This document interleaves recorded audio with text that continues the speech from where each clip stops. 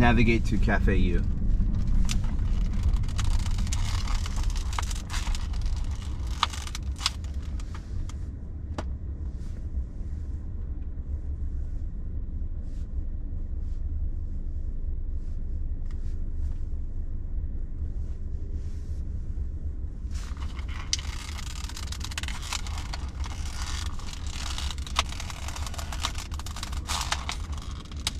Alright, good morning, good morning, good morning.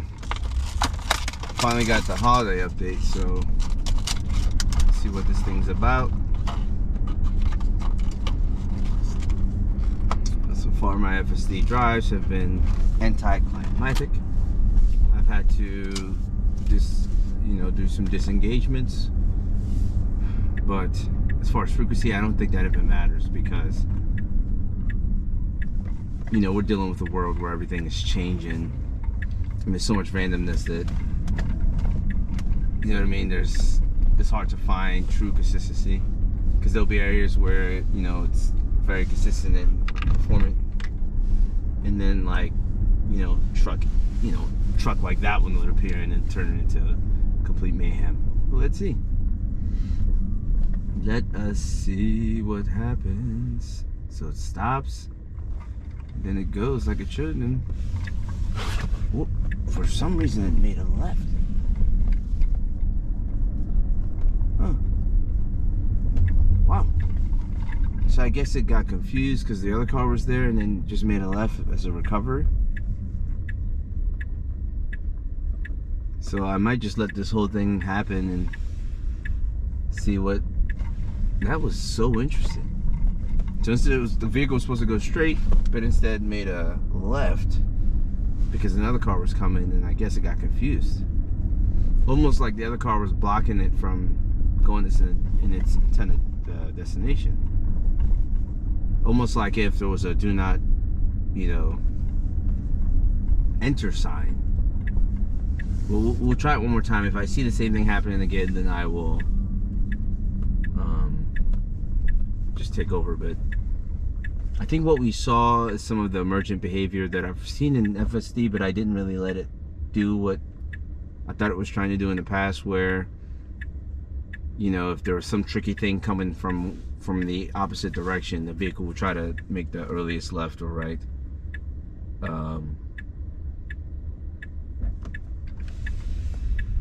So yeah, so this is interesting. It's almost like the fault recovery algorithm. Well, let's see. I'm just gonna try to do it again. See what happens.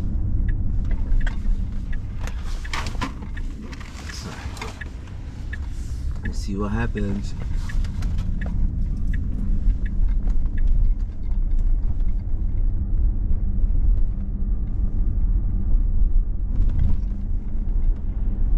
I have a feeling the same thing's gonna happen again. I'm gonna preemptively take over. It does at least wait for this other car to go through this time.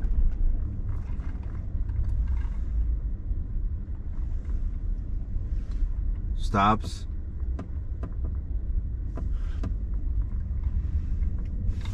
Nope. Yeah, I don't know what that was about. Yeah, I don't know what's preventing this thing from going straight. But that was, that would have been an infinite loop if I didn't take over. But I noticed on this new holiday update, there's no, record and transmit to the beta team.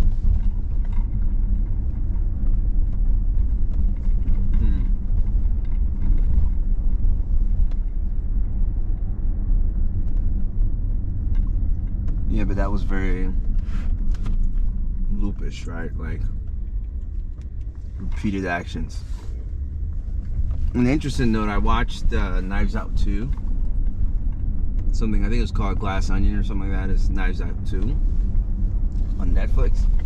And it was so good. Oh my goodness. I watched it with my wife. It was amazing. We're big fans of the Knives Out. And I'm thinking, I think it's a book. So I might have to read the book. Now, that was concerning. Yeah, sometimes the car drives like it's trying to see if I can have a heart attack. That right there was very concerning, but we survived.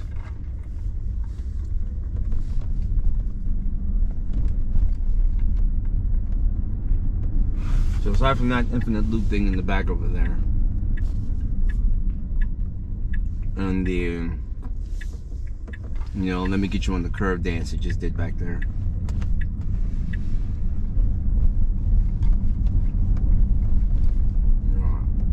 I consider everything that happened in the last, let's call it 2 minutes, 2 to 5 minutes, very below average, but whatever.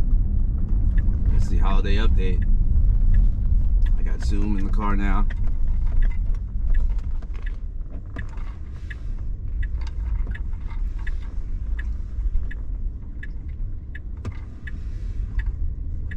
What else do I got? I got Zoom. I got all kinds of crap in here.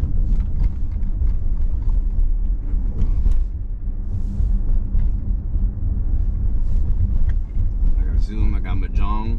I didn't get Steam, which is a little frustrated because I don't have the 16 gigs of RAM that apparently is needed to do the Steam. My hope is that Tesla will come through. Yeah, so it stopped again there. So I think if you look at my past videos, it's been doing the same thing since the beginning. That silly stop. But, if it's a code thing, I get it. Yeah, yes, if you see a stop sign, stop. But that situation is indicative of a regional, archetype where stop signs, are back to back for the same condition. So I think if there were other cars, it would be very problematic. But being it's just me, it's manageable.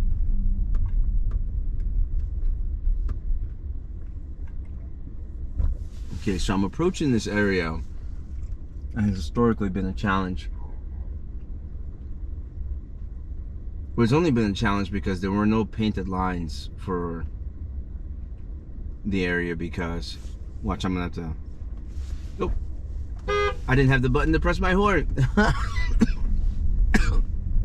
Being a platy, I went for the center stair thing, but it didn't work. I was like, oh, where's my horn? And I had to actually use my horn to get that car to move, which I'm a big fan of not using the horn. I think it causes unnecessary stress. I think my wife's from the West, my wife's from the West Coast, and coming here, and actually I spent some time on the West Coast too. Coming back to the East Coast,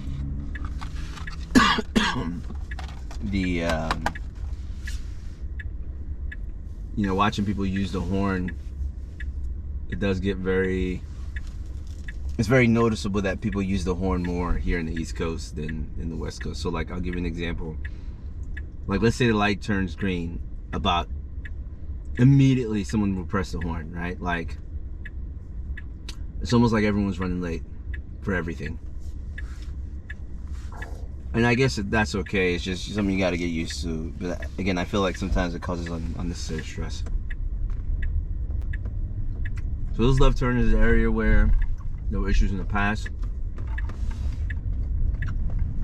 So in the past, what would happen is the car would just keep going straight, almost like there was no light. Even though at times the vehicle would detect a light. But since they, finished the road and painted it, everything is perfect. I anticipate, that's indicative of our future. As long as the roads are painted, we're gonna have autonomous cars. But that's kind of weird, right? Because even if you have painted lines, if you have a light, you should still abide by it. But my hope was that I would send enough signals or triggers to Tesla so that they could address that generalized problem. It doesn't look like that problem was addressed because, well, correction, I don't know way to validate if the problem was addressed because they fixed the road by painting the lines.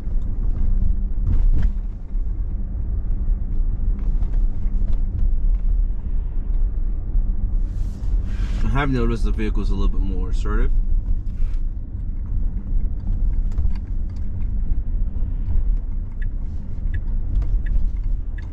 Especially with roundabouts. I do get concerned sometimes. Oh, I had to kind of... I do get concerned sometimes that, like that situation right there. There was a bike who just was on the pedestrian walk. And if I had stopped, I would have been kind of in the middle of the road, and I didn't want to risk that. So I just kind of nudged the accelerator to go around. But my sense was that the vehicle was going to stop completely, which it could have. I think it just creates confusion.